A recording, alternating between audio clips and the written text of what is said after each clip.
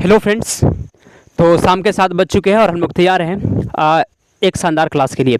इसमें फ्रेंड जो भी क्वेश्चन है आपको आज के लिए लेकर आए हैं, इसमें जो भी क्वेश्चन है वो आपके एग्जाम के लिए बहुत ही ज़्यादा मोस्ट इम्पॉर्टेंट है। ठीक है, तो एक भी क्वेश्चन को क्या करना है, मिस नहीं करना है, सभी क्वेश्चन को अच्छे से याद कर लीजिएगा। ठीक है, तो चलिए फ्रेंड्स हम लोग जो है क्लास को स्टार्ट करते हैं। और जितना भी क्वेश्चन का आंसर आपको याद है कमेंट करके बताना, मतलब कमेंट करते चलना है। ठीक है, चलिए क्लास को फ्रेंड्स हम लोग स्टार्ट करते हैं। और आज का पहला क्वेश्चन कहता है कि भारत का प्रथम राष्ट्रीय उद्यान कौन सा है। भारत का पहला राष्ट्रीय उद्यान कौन सा है? जिम कॉर्बेट, पलामू, दाचीग्राम या फिर सतकोसिया।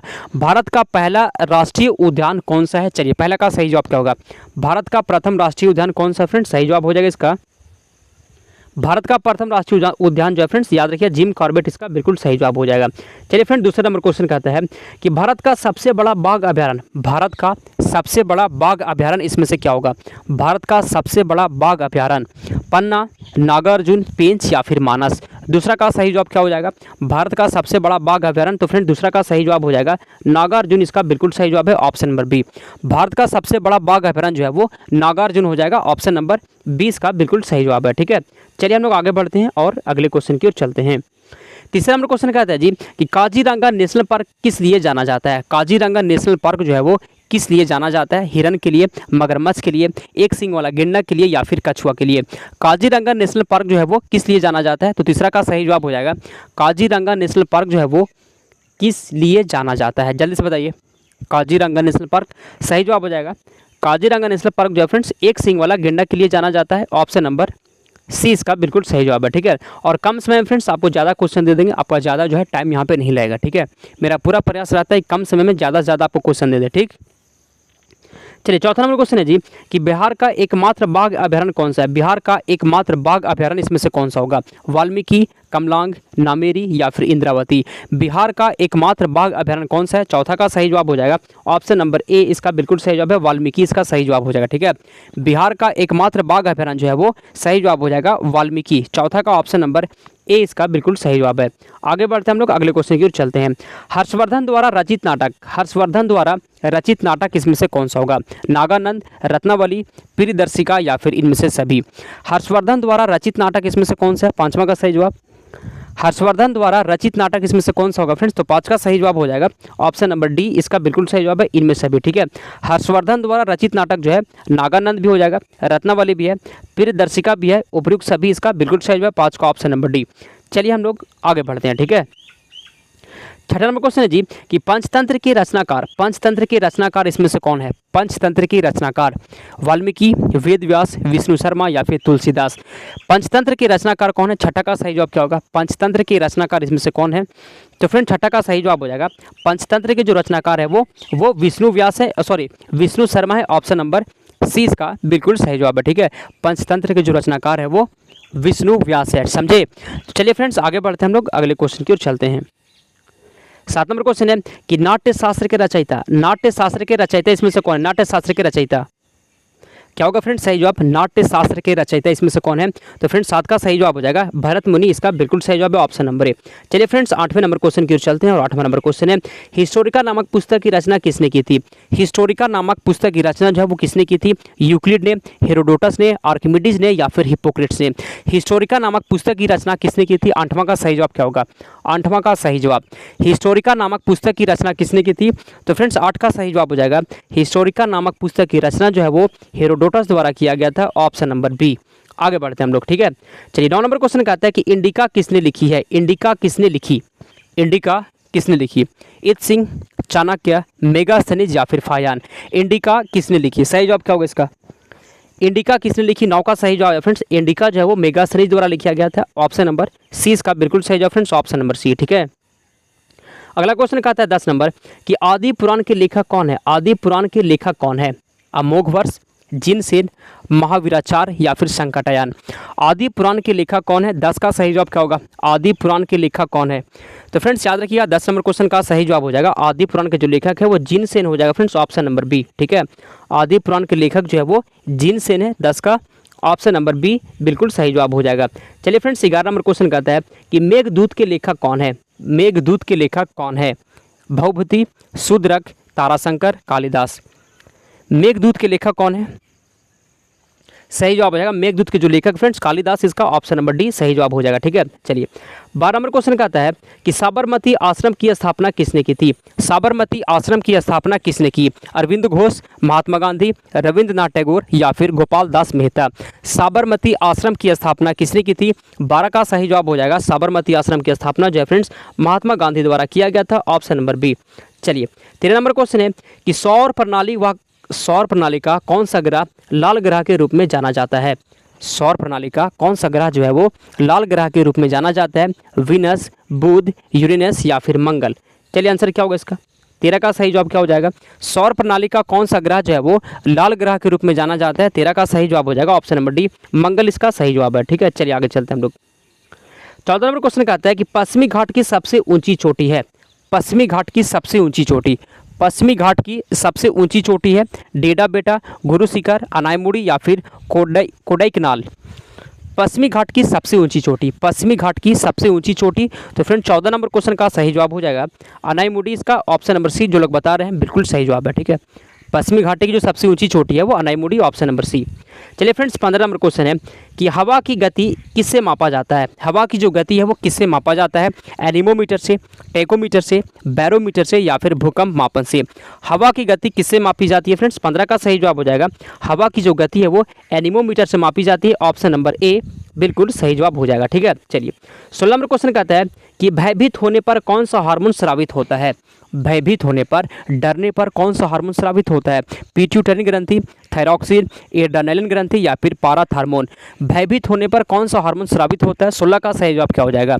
भयभीत होने पर कौन सा हार्मोन स्रावित होता है? 16 का सही जवाब हो जाएगा एड्रेनालिन ग्रंथि जो होता है यह स्रावित होता है जब हम डरते हैं तो। ठीक है, समझे, जब हम लोग डरते हैं भयभीत होने पर कौन सा हार्मोन स्रावित होता है? तो एड्रेनालिन, ऑप्शन नंबर सी बिल्कुल सही जवाब है।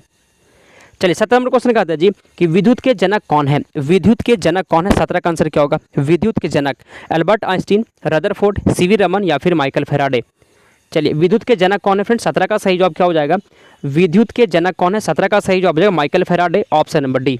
ठीक है, विद्युत के जो जनक है वो माइकल फैराडे हैं, 17 का ऑप्शन नंबर डी हो जाएगा। ठीक है, चलिए 19 नंबर क्वेश्चन का आता है, 18 नंबर क्वेश्चन, प्रथम भारतीय चलचित्र का नाम क्या था? प्रथम भारतीय चलचित्र का नाम क्या था? राजा रामचंद्र, राजा सुरेश चंद्र, राजा छत्रपति शिवाजी, राजा हरिश्चंद्र। प्रथम भारतीय चलचित्र का नाम क्या था? 18 का आंसर, प्रथम भारतीय चलचित्र का नाम क्या था? तो 18 का सही जवाब हो जाएगा राजा हरिश्चंद्र, ऑप्शन नंबर डी बिल्कुल सही जवाब है। ठीक है, प्रथम भारतीय चलचित्र का जो नाम था फ्रेंड्स वो राजा हरिश्चंद्र था। चलिए 19 नंबर क्वेश्चन कहता है कि थर्मामीटर का आविष्कार किसने किया था? थर्मामीटर का आविष्कार जो है वो किसने किया था? थर्मामीटर का आविष्कार, थर्मामीटर का आविष्कार किसने किया था? CV Raman, Newton, Fahrenheit, kelvin. Thermometer का आविष्कार किसने किया था? 19 का सही जवाब हो जाएगा थर्मामीटर का आविष्कार फ्रेंड्स फ़ारेनहाइट द्वारा किया गया था, ऑप्शन नंबर सी। चलिए 20 नंबर क्वेश्चन कहता है कि विश्व खाद्य दिवस कब मनाया जाता है? विश्व खाद्य दिवस कब मनाया जाता है? 16 अक्टूबर को, 24 अक्टूबर को, 16 नवंबर को या फिर 24 नवंबर को। विश्व खाद्य दिवस कब मनाया जाता है? 20 का सही जवाब हो जाएगा विश्व खाद्य दिवस जो है फ्रेंड्स 20 का सही जवाब हो जाएगा 16 अक्टूबर को मनाया जाता है। ठीक है, 16 अक्टूबर को मनाया जाता है विश्व खाद्य दिवस। आगे बढ़ते हम लोग अगले क्वेश्चन की ओर चलते हैं। 21 नंबर क्वेश्चन है कि बौद्ध धर्म की किस शाखा ने मूर्ति पूजा पर जोर दिया था?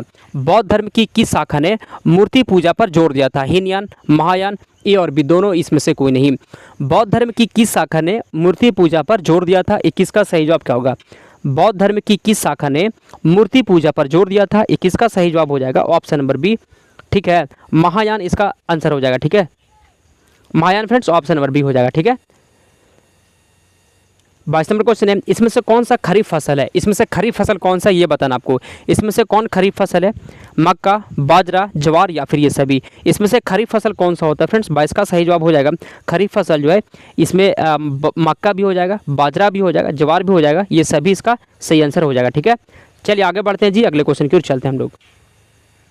23 नंबर क्वेश्चन है कि क्या होता है जब पृथ्वी सूर्य और चंद्रमा के बीच आ जाता है? पृथ्वी जो है ये पृथ्वी सूर्य और चांद के बीच में आ जाएगा तब क्या होगा? चंद्र ग्रहण होता है, सूर्य ग्रहण, इसमें से कोई नहीं, या फिर वृहद ज्वार। 23 का आंसर, तो फ्रेंड 23 का सही जवाब हो जाएगा ऑप्शन नंबर ए, चंद्र ग्रहण होता है, ऑप्शन नंबर ए इसका बिल्कुल सही जवाब है। चलिए 24 नंबर क्वेश्चन है जी कि पुराणों की कुल संख्या कितनी है? पुराणों की कुल संख्या कितनी है? पुराणों की कुल संख्या कितनी है? 18, 12, 24, 16। पुराणों की कुल संख्या कितनी है फ्रेंड? 24 का सही जवाब हो जाएगा। पुराणों की कुल संख्या जो है वो कितना है? 18 है। ऑप्शन नंबर ए बिल्कुल सही जवाब है। ठीक है, पुराणों की जो कुल संख्या है वो कितना है? वो 18 हो जाएगा। 24 का ऑप्शन नंबर ए बिल्कुल सही जवाब हो जाएगा। ठीक है, चलिए 25 नंबर क्वेश्चन है कि भारत में सबसे ऊंची पर्वत चोटी, भारत में सबसे ऊंची पर्वत चोटी K2, कंचनजंगा, नंदा देवी या फिर नंगा पर्वत। भारत में सबसे ऊंची पर्वत चोटी क्या होगा? 25 का सही जवाब हो जाएगा। भारत में जो सबसे ऊंची पर्वत चोटी है इसका सही जवाब फ्रेंड्स K2 इसका सही आंसर है। ठीक है, K2 भारत में सबसे ऊंची पर्वत चोटी हो जाएगा। K2 इसका बिल्कुल सही जवाब हो जाएगा। ठीक है फ्रेंड्स, चलिए आगे चलते हैं, अगले क्वेश्चन की ओर चलते हैं हम लोग। 26 नंबर क्वेश्चन कहता है कि भारतीय संविधान की कुंजी, भारतीय संविधान की कुंजी किसे कहा गया है? भारतीय संविधान की कुंजी किसे कहा गया है? प्रस्तावना को, मौलिक कर्तव्य को, मौलिक अधिकार को, नीति निर्देशक तत्व को। भारतीय संविधान की कुंजी किसे कहा गया है? 26 का सही जवाब क्या हो जाएगा? तो भारतीय संविधान की कुंजी जो है जी, याद रखिएगा 26 का सही जवाब है प्रस्तावना को कहा गया है। ठीक है, प्रस्तावना को कहा गया है। ऑप्शन नंबर ए 26 का सही जवाब हो जाएगा, ऑप्शन नंबर ए। चलिए 22 नंबर क्वेश्चन कहता है कि उपभोक्ता की बचत का सिद्धांत, उपभोक्ता की बचत का सिद्धांत किसने दिया था? उपभोक्ता की बचत का सिद्धांत किसने दिया था? Alfred Marshall, रॉडन, Watson, Adam Smith. 27 का आंसर उपभोक्ता की बचत का सिद्धांत किसने दिया था फ्रेंड्स? 27 का सही जवाब हो जाएगा, 27 का सही जवाब हो जाएगा, option number A Alfred Marshall इसका सही जवाब हो जाएगा। ठीक है, चलिए 28 नंबर क्वेश्चन कहता है कि सांभर झील कहाँ है? सांभर झील जो है वो कहाँ है? राजस्थान में, तमिलनाडु में, जम्मू कश्मीर में या फिर केरल में? आंसर बताइए इसका। क्वेश्चन कह रहा है कि सांभर झील कहाँ है फ्रेंड्स? 28 का सही जवाब हो जाएगा। सांभर झील जो है वो राजस्थान में है, ऑप्शन नंबर ए। ठीक है, चलिए फ्रेंड्स 29 नंबर क्वेश्चन कहता है कि ड्रिबल शब्द संबंधित है, ड्रिबल शब्द जो है वो किससे संबंधित है? टेनिस से, बैडमिंटन से, फुटबॉल से या फिर क्रिकेट से? ड्रिबल शब्द किससे संबंधित है? 29 का सही जवाब हो जाएगा। ड्रिबल शब्द जो होता है वो फुटबॉल से संबंधित है, ऑप्शन नंबर सी। ठीक है, ड्रिबल शब्द जो होता है वो फुटबॉल से संबंधित है, ऑप्शन नंबर सी। ठीक है, चलिए 30 नंबर क्वेश्चन है जी कि पंडित रविशंकर किस वाद्य यंत्र से संबंधित है? पंडित रविशंकर जो है वो किस वाद्य यंत्र से संबंधित है? सितार, वायलिन, संतूर या फिर गिटार? तो फ्रेंड 30 का सही जवाब हो जाएगा, सितार से संबंधित है। और फ्रेंड्स आप सभी को हम बता दें कि आप जो ये क्लास देख रहे हैं ये रिकॉर्डेड क्लास है। ठीक है, यह रिकॉर्डेड क्लास आप देख रहे हैं, ये लाइव नहीं है। ठीक है, इसीलिए आज जो हम इस वीडियो में सिर्फ 30 ही क्वेश्चन लेकर आए, क्योंकि आज हम जो है अभी मान लीजिए शादी में, ठीक है, इसीलिए जो है अभी ये लाइव नहीं है, मतलब आप रिकॉर्डेड वीडियो देख रहे हैं, इसलिए ज़्यादा क्वेश्चन लेकर नहीं आए। सोचे कि आपको क्लास मिस ना हो, इसलिए ये क्लास आपको दे दी है। ठीक है, आपका क्लास मिस नहीं होना चाहिए। ठीक, हम शादी में आए हुए इसीलिए आपका 7 बजे वाला लाइव क्लास जो है मतलब रिकॉर्डेड दे दिए हैं। ठीक है, तो चलिए हम लोग क्लास को समाप्त करते हैं। हम लोग कल फिर से मिलेंगे दिन में 11 बजे। समाप्त करते हैं हम लोग।